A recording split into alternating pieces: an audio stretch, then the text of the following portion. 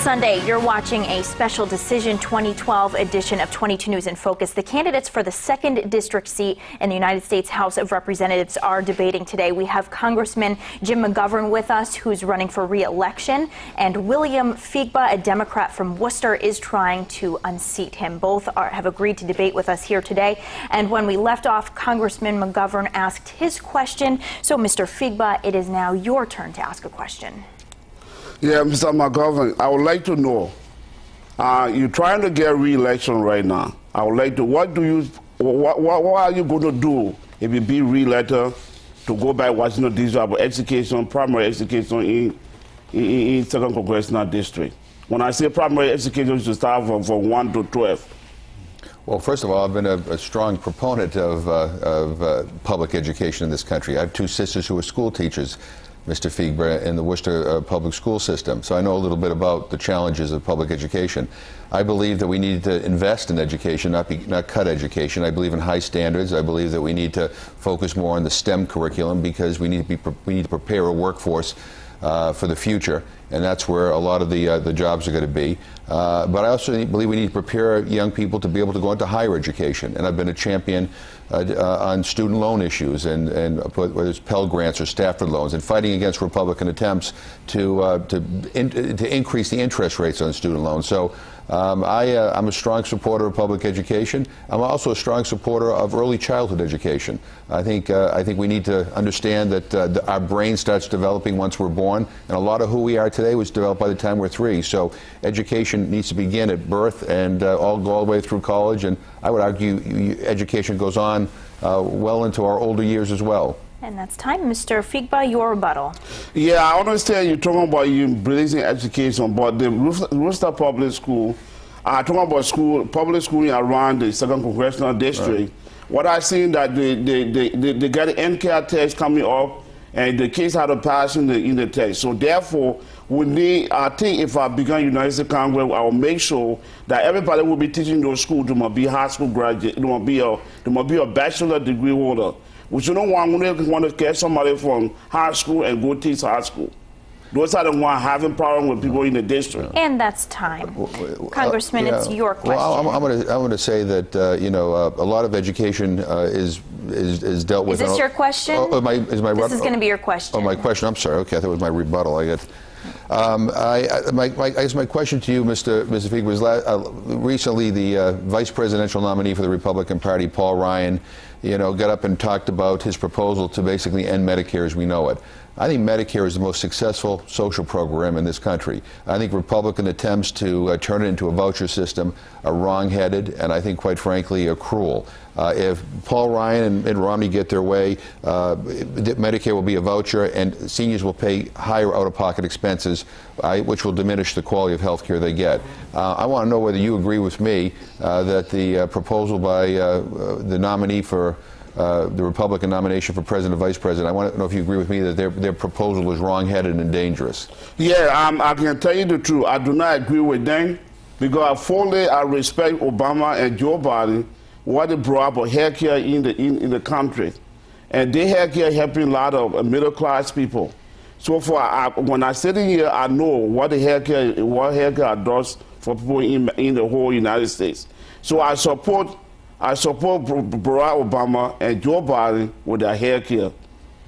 Well, I appreciate that, and I hope that you'll appreciate the fact that I helped President Obama and Vice President Biden get this health care law passed, and actually now is the law of the land. So millions of more people can have access to health care. People can now keep their kids on their health care till they're 26. A lot of preventive care is now for free. So there's a lot of good things. And the donut hole on the prescription drug bill is closing, so seniors don't have to pay as much in out-of-pocket expenses. So I was there fighting alongside of President Obama for that health care bill. Okay, Mr. Feegbeh, it's your question. Yeah, Mr. McGovern, even though we're talking about people live in the district, now my question here to you, what are you going to be doing about a criminal record in people that have criminal record in the district? Because in the district, they have public safety. And the district has got a lot of police officers down there. Some of them can't follow the rule. So they go an extra mile, treat the people wrong. And they have the felony and those charges when they go to the courthouse. And that's time. Congressman, your response. Well, first of all, I believe the people deserve second chances, and I have supported Governor Patrick in his attempt for Corey reform. I've also been a strong supporter of law enforcement and public safety in general. I've supported the cops grants, and I've helped bring tens of millions of dollars in public safety monies back to my current district. I've also been the leader in the effort to provide fire grants to our fire departments. I worked with Congressman Bill Pascrell of New Jersey to get that bill into law. That was after the terrible fire in Worcester where 6 firefighters were killed. So I support public safety. I also believe that the people deserve a second chance, and certainly support any efforts that will enable people to do that. Mr. Feegbeh, your rebuttal. Yeah, I do understand why you say you support second chance for people, but I find concern what I learned about people. Many people I met with a lot of people in the district when I was looking for my signature. They were crying that they have miscellaneous charges, they had these small charges, and when they go look for a job, and then the employer cannot hire them. And some of them are more qualified to get a job, but they can't be hired for the job. So I find concern, if I were United States Congress, I want to make sure that people with these small charges to be able to get that job. And that's time. Congressman, your question. Mr. Speaker, as I said at the opening, one of the things that worries me about our democratic system here is the influence of money. I think the Citizens United case was a terrible decision, and there's only two ways to overturn that decision. One is by getting the Supreme Court to do it on their own, and two is by a constitutional amendment. I disagree with Mitt Romney when he says that corporations are people. I think that's a crazy notion. I think people are people. As a result, people can regulate corporations as to what they can give in terms of political contributions.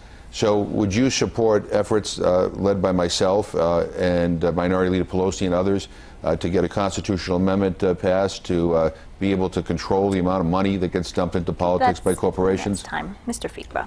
Well, yes, I will be able to support the amount of money to be used in politics, but it should be used in the rightful manners. Well, the other thing I believe, too, at a minimum, and I want to fight for this when we get back, if I get reelected again, I hope I do, is a Disclose Act. At a minimum, these big mega super PACs ought to be able to disclose who gives them money. I ought to know whether big oil is giving money to these super PACs or whether big corporations are giving money to these super PACs. Right now, people have no idea who's giving. I think that's wrong. We ought to have a transparent process. It ought to be open and let the sunshine in. They should disclose who give them money. Okay, very good. And we are going to take another short break. Please stay with us. You're watching a special Decision 2012 edition of 22 News in Focus.